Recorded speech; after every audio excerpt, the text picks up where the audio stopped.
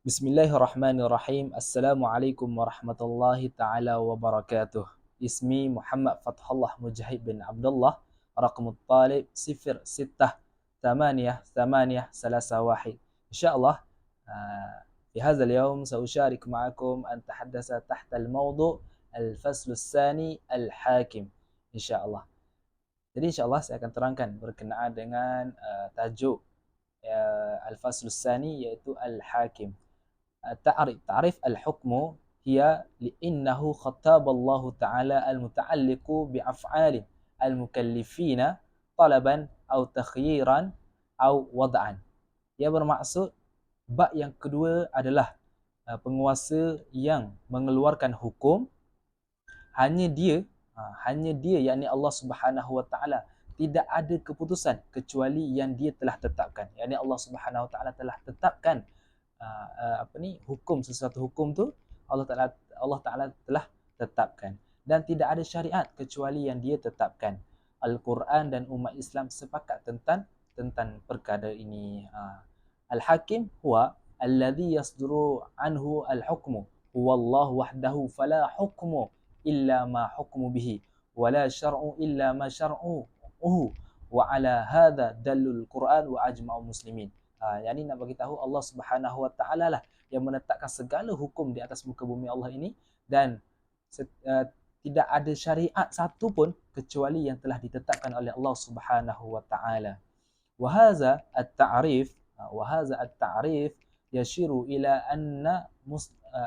anna masdar al-ahkam fi syariah al-islamiyah huwa Allah taala wahdahu.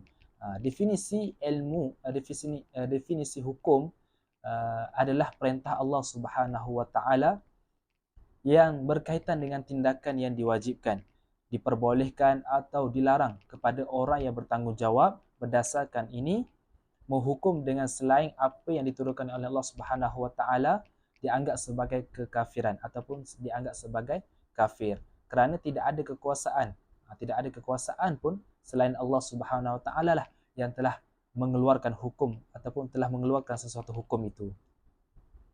Allah Subhanahu wa taala berfirman dalam surah Al-An'am ayat yang ke-57. Allah Subhanahu wa taala sebut a'udzubillahi minasyaitonir rajim, inil hukmu illa lillahi, yang bermaksud menetapkan hukum ini hanyalah hak Allah Subhanahu wa taala. Baik, insya-Allah yang seterusnya iaitu wa idza kana al-ijtima' mun'aqidan ala anna al-hakim huwa Allah, anna al-ulama ikhtalafu fi mas'alati wa in sya'na qulna fi mas'alataini. Jika pertemuan diadakan dengan keyakinan bahawa penguasaan adalah Allah Subhanahu wa taala, para ulama telah berselisih pendapat tentang sebuah masalah. Dan jika kita ingin mengatakan pendapat kami tentang dua masalah, yang pertama, hal ahkamullah la ta'rifu illa biwasitati, apakah hukum-hukum Allah hanya dapat diketahui melalui rasul-rasulnya, ataukah akal dapat mendiri dalam memahaminya, dan berdasarkan apa hal itu ditentukan. Itu yang pertama. Yang kedua, wa iza amkanu lil aqli an yudrika hukmullah duna wasatib, iaitu jika akal dapat memahami hukum Allah tanpa perantaraan Rasulullah, apakah pemahaman tersebut menjadi kewajipan yang membawa pahala dan siksaan di kehidupan setelah mati, pujian dan celaan di kehidupan dunia. Jadi di sini para ulama berselisih pendapat tentang sebuah masalah, yang mana yang pertama, apakah hukum-hukum Allah hanya dapat diketahui melalui rasul-rasulnya. Yang kedua, ataupun jika akal dapat memahami hukum Allah tanpa perantaraan rasul. Baik, jadi kedua-dua pendapat ulama tadi ialah para ulama berselisih pendapat tentang kedua-dua masalah tadi. Ikhtalafal ulama fi hataini al-mas'alataini wa nahnu najmal aqwalahum fima yali thumma natbi'u dhalik bi bayani rajih minha. Jadi kami akan mengajikan pendapat-pendapat mereka sebagai berikut. Kemudian kami akan menyampaikan pendapat yang lebih kuat di antara mereka, iaitu okey, baik. Pendapat yang pertama iaitu al-qaulul awal wa huwa mazhab al-Mu'tazilah wa fariqun minal Ja'fariyah. Pendapat pertama, pandangan mazhab Mu'tazilah dan sekelompok Ja'fari, ini pendapat dalam tindakan ada kebaikan intrinsik dan keburukan intrinsik. Yang kedua, al-qaulul tsani, iaitu pendapat Asy'ariyah, pengikut Abu Al-Hasan Ali bin Ismail Al-Asy'ari dan beberapa ulama fiqh yang setuju dengannya. Ini adalah pendapat majoriti ahli usul.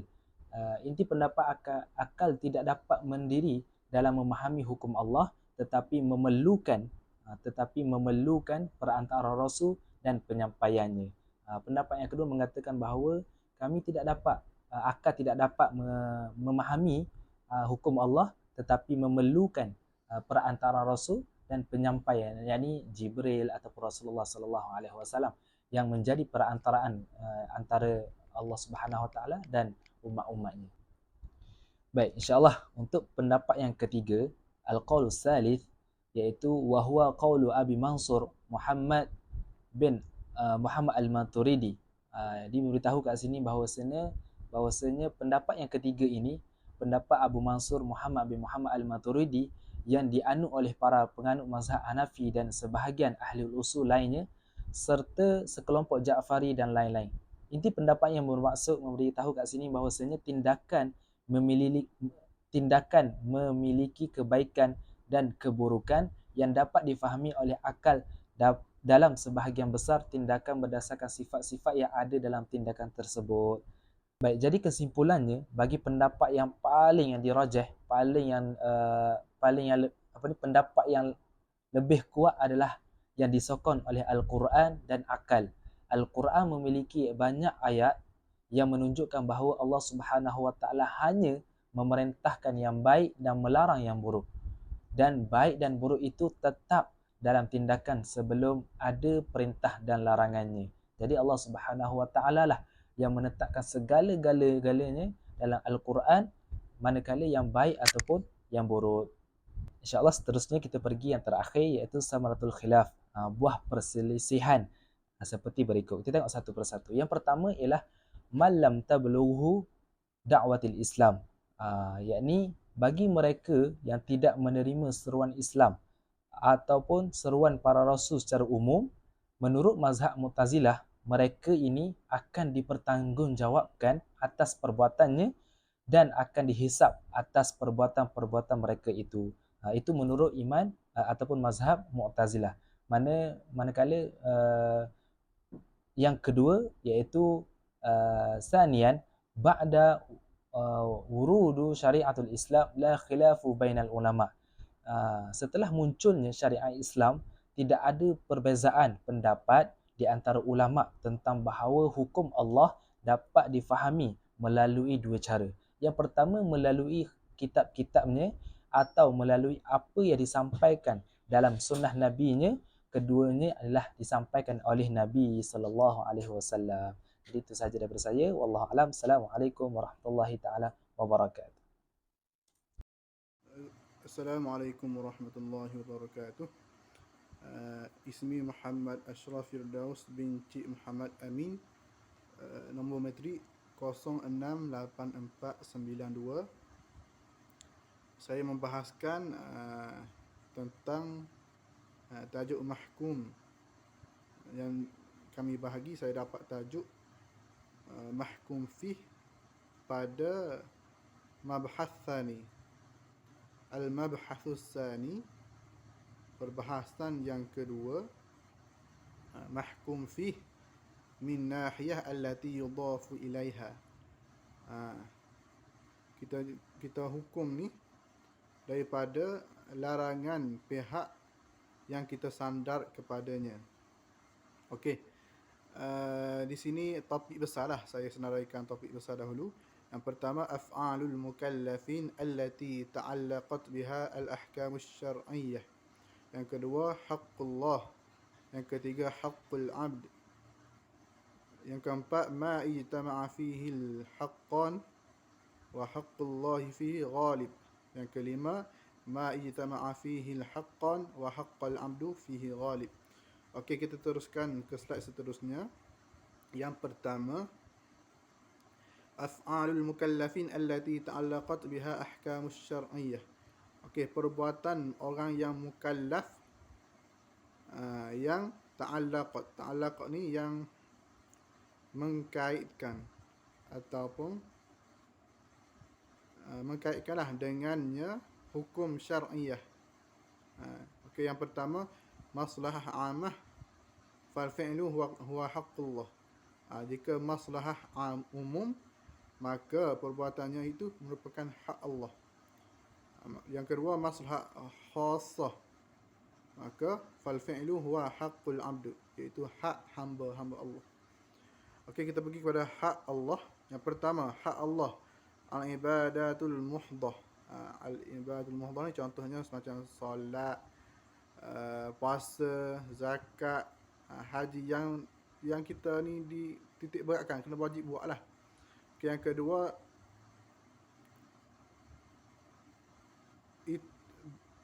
ittiba' ibadat allati fiha ma'nal ma'unah.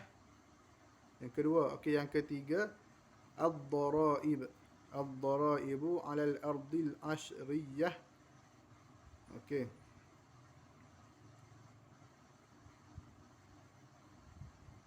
Okey, yang kedua tadi ibadat allati fiha ma'na ma'unah, ini makna pertolongan. Okey, yang ketiga, ad-daraibu 'ala al-ardil ashriyah. Yang ketiga, yang keempat, al-kharaju, keluar. Okey, yang kelima, uqubat kamilatan laisa fiha ma'na.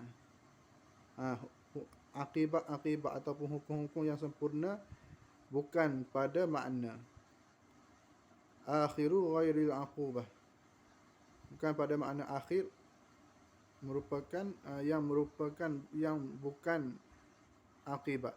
Yang keenam, uqubat qasiratan, akibat yang pendek, qasar. Yang ketujuh, uqubatu fiha ma'nal ibadah, akibat padanya dengan makna ibadah. Yang ke-8, haqqu qa'imun binafsih, yang mana hak bagi yang mendirikan dirinya. Okey, kita teruskan, haqqul abdi, hak hamba Allah, hak hamba. Okey, ammal haqqul khalis, adapun hak yang sebenarnya bagi lil abdu, bagi hamba, bil maqsudi, dengan maksud bihi maslahatu khassah, iaitu dengan maslahah khassah, lil fardi, maslahah khusus untuk fardu, untuk seseorang tu, untuk diri seseorang. Okey, kita pergi ke slide seterusnya. Yang keempat, okey, ma ijtama'a fihi al-haqqan wa haqqullahi fihi ghalib. Okey, apa yang berhimpun padanya dua hak, dan hak Allah itu lebih kuat, lebih menang lah. Kita utamakan hak Allah. Yang pertama, mithlu fi tartibil uqubah 'ala al-qadhaf. Contohnya seperti pada hukuman qadhaf, hadhil jarimah maslahah 'ammah. Okey. Yang kedua, wajihatil ukhra, yang pihak kedua, fa inna fi hadhil uqubah maslahah khassah lil maqdhuf. Yani untuk, dan jihad yang kedua ialah pihak yang kedua, akibat adalah kebaikan khassah, kebaikan khusus untuk orang lil maqdhuf. Okey, kita teruskan yang kelima, yang terakhir, ma ijtama'a fihi al-haqqan wa haqqul abdu fihi ghalib. Okey, yang tadi haqqullah, ijtama'an haqqullah, tapi yang ni ijtama'a haqqani haqqal abdu. Tadi haqqullah, tapi yang ni haqqal abdu. Okey, yang pertama contoh, qisas minal qatil al-amadu, qisas daripada pembunuh yang sengaja. Okey. Yang kedua, wajihatil ukhra, dan pihak yang kedua, bihaqqul qisas maslahah, dengan hak qisas maslahah. khassah lil fardi. Masalah khas lah untuk individu tu.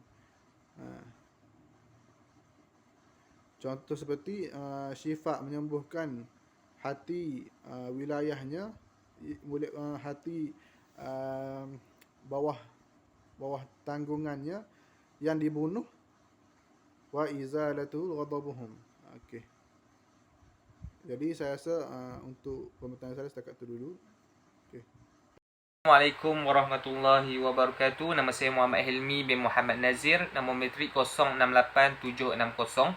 Hari ini kita akan membahas mengenai mahkum fil mabahas awal, iaitu syurutus sah taklifi bi fi'lil au syurutul mahkum fih.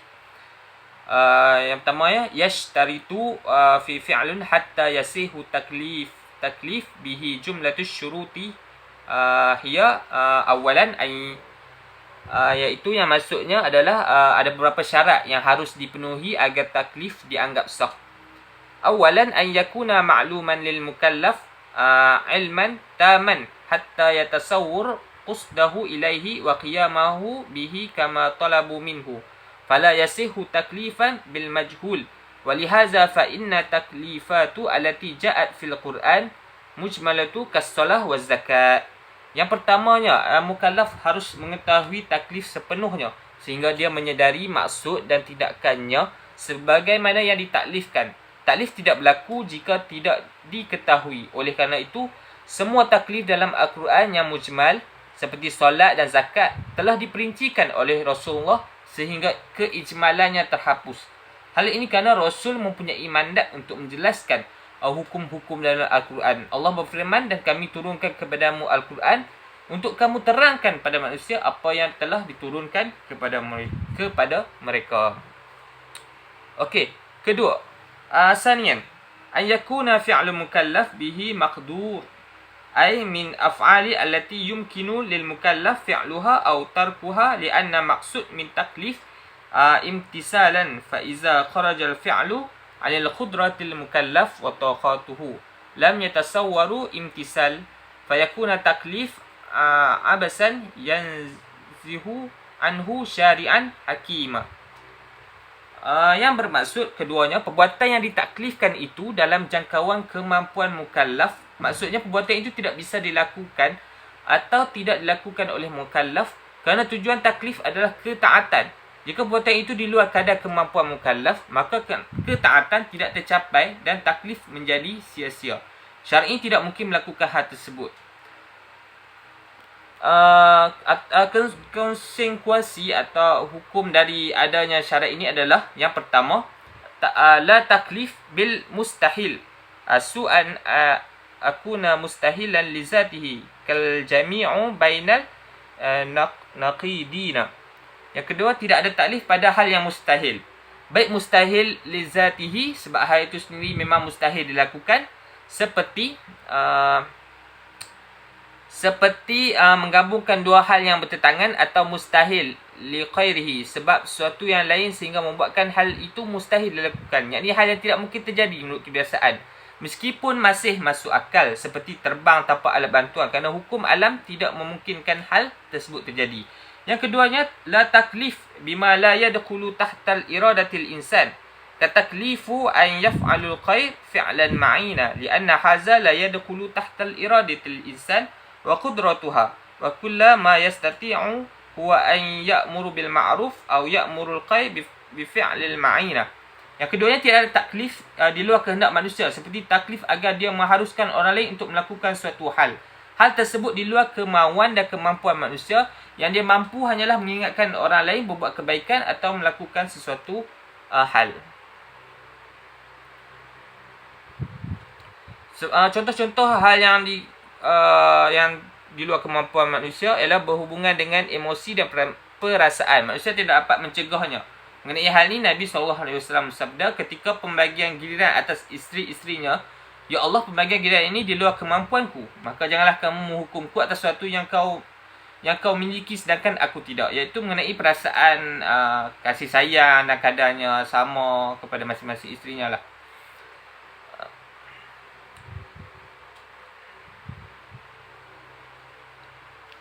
Lepas tu kita lihat balik pada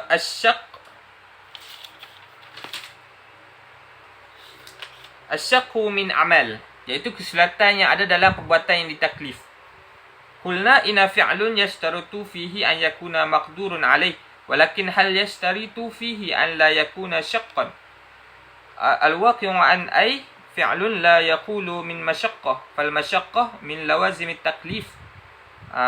Walakin idza kanat masyaqqah muqtadat tariquha an-nafsu bashirah fala yatalaffu ilaiha wala takunna ha'ilan dunal taklif. Kesulitan seperti yang disebutkan di atas, buatan yang ditaklif harus berada dalam kadar kemampuan mukallaf. Lalu apakah buatan itu juga harus tidak sulit dilakukan? Kenyataan semua buatan tidak bisa lepas dari kesulitan. Kesulitan adalah sesuatu yang lazim dalam taklif. Jika kesulitan itu masih dalam batas kemampuan manusia, maka tidak masalah dan tidak menjadi penghalang berlaku taklif. Akan tetapi jika kesulitan itu di luar kewajaran, tidak bisa dilakukan manusia dan hanya menyebabkan bertambahnya kesulitan, masalah dan pernyataan, maka hukumnya menjadi sebagai berikut. Yang pertamanya, awalan masyaqqah khairul adiyah tatawur ala fi'lun bisababil zurufi qassah bil mukallaf. Misal siyamu fi halatis safru wal marid. Yang pertama, kesulitan di luar kewajaran yang terjadi akibat keadaan tertentu pada mukallaf, seperti berpuasa dalam perjalanan dan ketika sakit. Atau jadi dalam perjalanan dia tak dibenarkan untuk berbuka lah sebab kesulitan ataupun kerana sakit. Begitu. Yang kedua, saniyan masyaqqah khairul adiyah walakin la budda min tahmiluha lid-dururah qiyamun bil furudil kafaiyah kal jihad. Yang keduanya, kesulitan di luar kewajaran tapi tidak mau macam mana? Tak mau kena buat juga. Tetap dilakukan kerana fardu kifayah. Seperti jihad. Jihad adalah fardu kifayah. Sekalipun dalamnya harus ada pertumbuhan darah, menghilangkan nyawa, melemahkan tubuh dan sebagainya lah. Dan letih. Kerana mau tidak mau, jihad harus dilakukan demi melindungi negara. Taklif jenis ini pada hakikatnya termasuk fardu kifayah, bukan fardu ain. Contoh, jihad amal ma'ruf nahi mungkar. Amal ma'ruf nahi mungkar termasuk dari salah satu macam jihad yang wajib dilakukan oleh umat kerana merupakan fardu kifayah, meskipun mengakibatkan kesulitan besar di luar kewajaran. Begitu.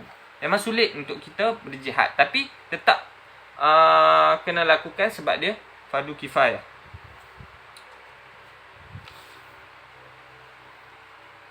Fardu kifayah lah. Kalau orang lain tak buat, jadi dia akan jadi fardu ain.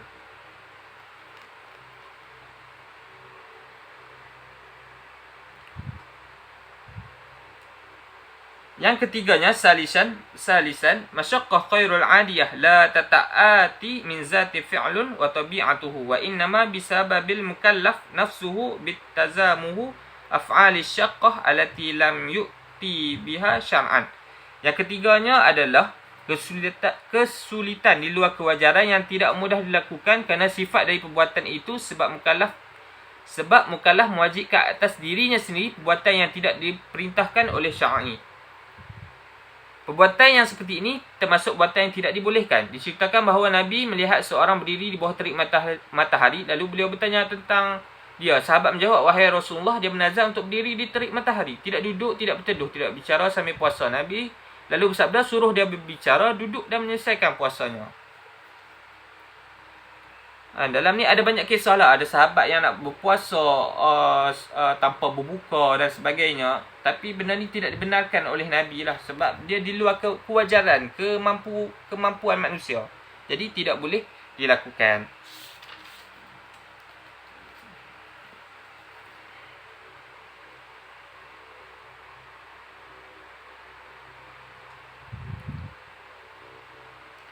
Okey, itu saja daripada saya. Wabillahi taufiq wal hidayah. Wassalamualaikum warahmatullahi wabarakatuh. Assalamualaikum warahmatullahi wabarakatuh. Nama Salahuddin Mukri bin Ahmad Badaruddin, nombor matriks 068833. Seterusnya, faslul rabi' mahkum alaih. At-ta'rif wa syakhs alladhi ta'alliqu khitab asy-syari' bi fa'lihi wa yusammihi ulama al-usul bil mukallaf. Jadi ta'rif bagi mahkum alaih ialah orang yang mana seruan atau pesan ilahi terkait dengan perbuatannya. Para ulama juga menyebut mahkum alaih dengan mukallaf, yakni bermasuk mukallaf ini orang yang diwajibkan ke atasnya dalam beribadah, dalam melaksanakan hukum Allah Subhanahu Wa Taala. Seterusnya, syarat sah taklif. Yang pertama ialah mestilah mukallaf itu mampu untuk memahami dalil taklif. Dengan macam mana dia memahami?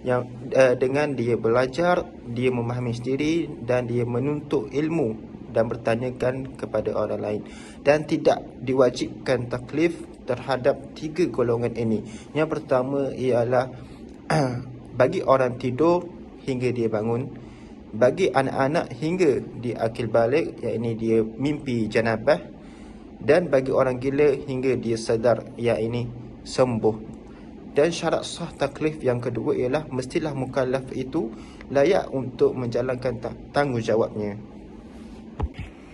Okey, baik. Kemudian penghalang terhadap syarat taklif.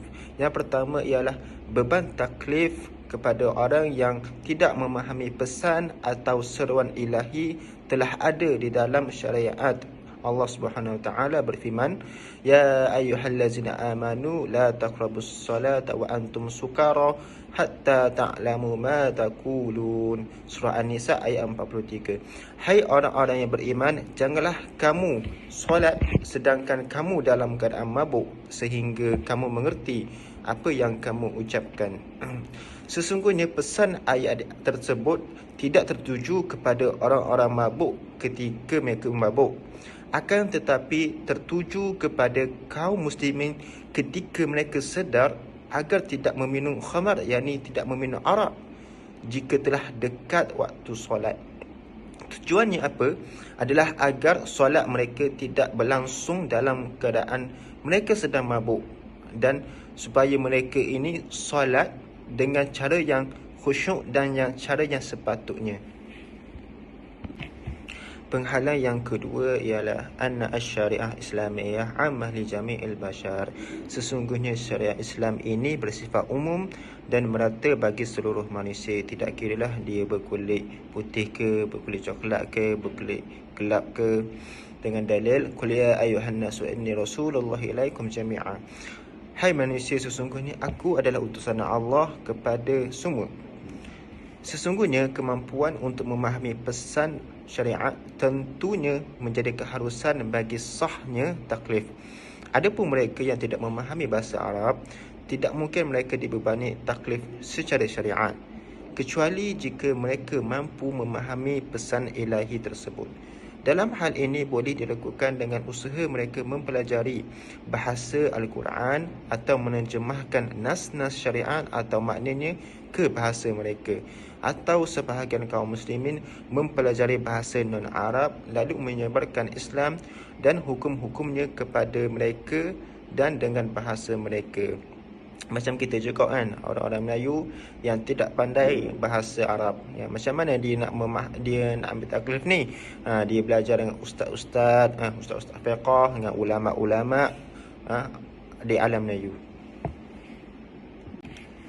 Seterusnya, di dalam Al-Quran ada yang tidak memungkinkan untuk difahami, iaitu huruf-huruf yang terputus yang ditemukan di awal sebahagian surah.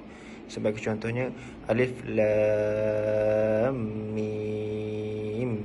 Kalau kita tengok maksud pun sama juga, alif lam mim. Sesungguhnya huruf-huruf tersebut bukan termasuk dari pesan-pesan taklif. Oleh kerananya perkara taklif tidak tergantung kepadanya. Di segi lain, huruf-huruf tersebut memiliki makna yang jelas yang ditunjukkan oleh setiap hurufnya. Disebutkan seluruh huruf-huruf tersebut di awal surah kerana untuk memperlihatkan hujah atas mereka yang menentang ijaz Al-Quran yang terdiri dari huruf-huruf itu sendiri.